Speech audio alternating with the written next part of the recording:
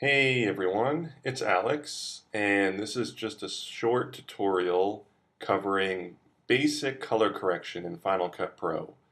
So, for students in my classes, you're going to find yourselves in the situation where you might shoot video that ends up having inconsistencies in terms of saturation level, how rich the colors are basically, exposure, how light or dark it appears, and also just the kind of the temperature, if it's on the blue cooler side or the red warmer side.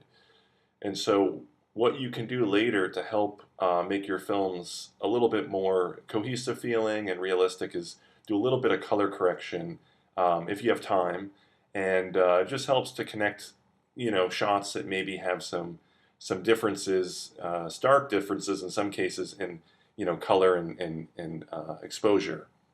And it's one of those things that it can just help, especially if you're working with maybe cameras that had different settings and you ran into a problem that way. But even when you don't have that situation, you just run into that problem, especially when you're shooting outdoors. Sometimes you shoot 1 minute, but then the sun comes out, and then the next minute there's the clouds going over the sun. So suddenly you have a shady spot over your subjects, whereas before you had bright sun on them. So of course the shots are going to appear different in terms of color temperature, the warmth in the sun, and also brightness level, the exposure. They're going to seem a little bit brighter in the sun and darker in the shade. So color correction can help just to kind of smooth that out. Now, the color correction I'm going to be showing you here in Final Cut Pro is really just the kind of bare bones basics. There is some very advanced kind of color correction that you can do with third-party programs and also companion programs. Final Cut Studio, for example, has a color program that's a companion piece, and colorists and more advanced color correction editors will use that. But in the case of smaller productions, web series, even some commercial stuff, a lot of people just do the color correction within the program itself because it's fast and very effective. These programs have become, Premiere, Avid, and Final Cut very good at providing those tools within the program.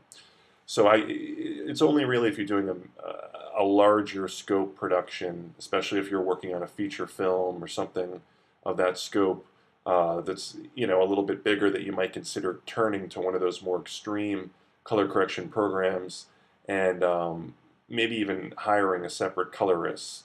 But for the purposes of the ordinary, intermediate level, amateur filmmaker or working professional, you can work with stuff within the actual program, the actual color correction tools. So I have opened here the bike music video. If you guys are taking my class, you'll remember this assignment. It's basically some footage of bikers in the hills, and I put on the timeline here, you can see two different clips. And the reason I did that is because they're actually two instances of a similar shot. It's hard to say if they were shot at different times or if maybe they were shot simultaneously with two cameras, which by the fact it says multicam, I think it was simultaneous. But one of them is a little bit wider than the other. But you can see what I did here. I cut them basically back to back because I wanted to go from wide to a close-up. So go ahead and play it. We start there, and then we go right over that bump a little closer. And the idea there was just kind of to begin wide. Once again, you can see to begin wide and then just come in a little bit closer. Hit that bump and then cut in a little closer. But see what happens? The problem is the second clip seems a little bit brighter, a little bit more saturated. If I really just click between the two, I click here on the clip, and then I clip here in the first clip, you'll see there's a difference. This first clip seems darker, a little bit, maybe not quite the same saturation level. I click here, a little different looking. So what I want to do is try to make these two kind of blend together as best I can.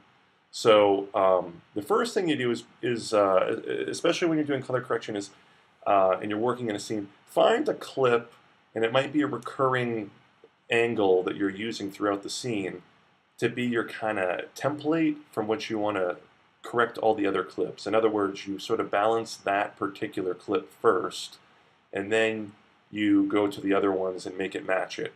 So I'm actually, this second clip is a little closer to what I want. I want it to be a little bit better exposed, a little brighter, and maybe a little bit more saturated.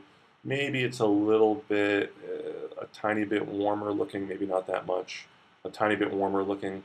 So that's going to be what I'm going to balance first, this second clip. And then once I make that look the way I like it, I'll go back to the first clip and balance that one. So how do we do that? Well, first, if you turn to the side here, I just wanted to draw attention to the fact there is this little drop-down menu where you'll see balance color, match color, and some things like that. There are some auto settings that you can do. If I click balance color, you'll see it will actually change the color automatically. Now, I actually don't want to do that, so I'm going to undo it, and I'm going to actually do it manually. So there are a couple shortcuts right here. This is sort of like on your iPhone, where you have you know, those little sort of shortcuts to kind of balance color or, you know, auto correct, that type of thing. What you want to do though is do it manually, because the computer's never going to kind of know exactly what it is you'd like, even despite its best efforts. This is sort of like Photoshop's auto color correct and auto tone correct. It just never quite works perfectly. So what I'm going to do instead is I'm going to go to the inspector. Okay, go to Show Inspector under Window, and then if I click on this clip, it's already selected. You'll see up here there's Effects. Now under here there's Color, and look here, it says Color. It says actually just Correction 1. So I'm going to click that little arrow to the side of Correction 1, and see what it does here. It brings up this kind of you know, it's sort of like a color, or you know, it's the spectrum of colors. And there's a little bar here and a couple little you know, orbs you can click on. And up here it says Color, Saturation, Exposure. This is the color correction window in Final Cut that you can bring up, the basic color correction window. And every single clip, if you click on it and go to Correction 1, you can bring this up. So I'm going to go ahead and I'm going to do some basic color correction. Now the first thing I want to do is go to Exposure. If I click on Exposure, you'll see there's a black orb, a gray orb, and a white orb. This represents the shadows, the midtones, and the highlights. And I think there's an aggregate exposure as well right here. So shadows would be the darker, you know, like the black of the shirt there. Midtones would be kind of the mid, bright kind of areas, and the highlights would be the brighter areas. So anywhere that's like almost, you know, there's maybe a sunspot or it's white. And you can turn those up or down. So you'll see if I go ahead and click on the shadows and I bring it down, see it's starting to make the shadows much richer, okay? Or if I bring it up, it'll do the opposite. It starts to look kind of washed out. And I could go to the midtones and do a similar thing, or sort of affect the midtones. And then the highlights, you know, will make the brighter areas even brighter, and do the reverse to them if I drag it down. So what I want to do here is kind of balance it. So what I might do is maybe bring the shadows down a tiny bit to make them just a little bit richer. Bring this highlight up a little bit here, and then maybe balance it out with the midtones. And you have to kind of finesse it to get what you want. I'm trying to kind of get that, like, kind of make it pop kind of color, like very rich. You can see right there it's already looking a little better by kind of crunching the shadows a little bit. So I don't want to, it's a balancing act. There's really no right or wrong way to do it. Okay? So I go like that and I balanced out the color. Okay, or this, I'm sorry, the exposure rather. I'm about to balance out the color. So let's say I'm happy with that exposure. Okay, now I go over to, we can mess with saturation. Again, saturation is how kind of rich the colors are. Desaturated would be completely desaturated would be black and white. Fully saturated would be very, you know, ridiculous kind of saturation, like very kind of colorful. See, like that. So I can, once again, target the darker areas, or the midtones, or the highlights based on the saturation. And I like to have it a little bit spicy, a little bit more saturated. So I'm going to bring some of these just generally kind of up, or you can up the whole just general saturation. And that even might be a little bit too much for some people, but you can see it's a much more saturated image now. Okay, it sort of looks like Jurassic World, where everything is just over the top saturated, maybe too much, but I'll just go with that. And then color here, this would be if I wanted to go, again, to the warmer, cooler end of things. Um, and also if you wanted to do something like kind of go to other colors like blue or green and that kind of thing. So what I might do is mess around with this a little bit if I want to cool it down or warm it. I actually want it a little bit on the warmer side, so I'm going to bring the blue down here and kind of mess with these a little bit. Again, it's sort of, see, I'm going over to red a little bit. There we go. That's a little warmer now. Now let's take a look at this. This, again, I made this kind of on the more saturated side, but you can see it's like a night and day difference. See how saturated that is? Very saturated. So then let's look at the other clips, and now I compare it to this. Look how different it is. This one looks so dull and lifeless now compared to this, right? So what do I got to do? I got to bring out the saturation, the color, and the exposure on this one. And this one was already darker to begin with. So I'm going to select the clip, okay? Make sure again, you know, this is the one that's selected. Oop, get it right there. You go to correction 1, and now I'm affecting this particular clip. So let's go ahead. I might have to go a little more extreme with some of these because this one was already a little darker, so I actually may have to drag some of these up a little bit more, like I was saying. But I still want to crunch the shadows. I think I just have to make it a little more extreme with what I'm doing here. Let's go to saturation. Again, I can always come back to the other panel if I want to mess with it a little more. I might just bring this up in general. Maybe a little bit more in the highlight. Yeah, see, it makes those trees nice and bright. And then color, again, I want to make it kind of, what did we do? This one, this one I kind of left alone, didn't move it too much. Made it a little bit on the warmer side, right? That was sort of the idea. Now let me look. They may not be there yet. Yeah, see this?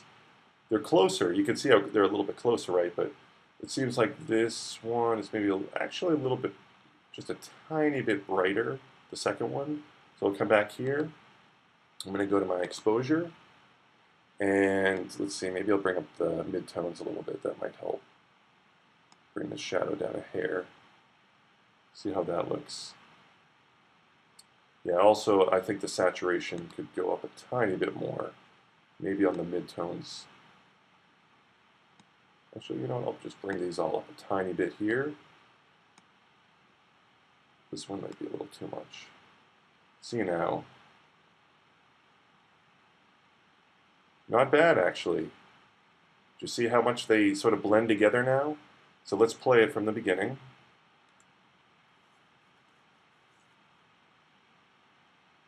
And there it goes. And now it seems like they were actually shot at the same time and with the same camera, and there's no differences, no inconsistencies in color or exposure. And all that took was a little bit of tweaking. And if I actually drag the slider really fast, you really even can't tell that they're different takes anymore. See what I mean? Start up here and just drag all the way down here.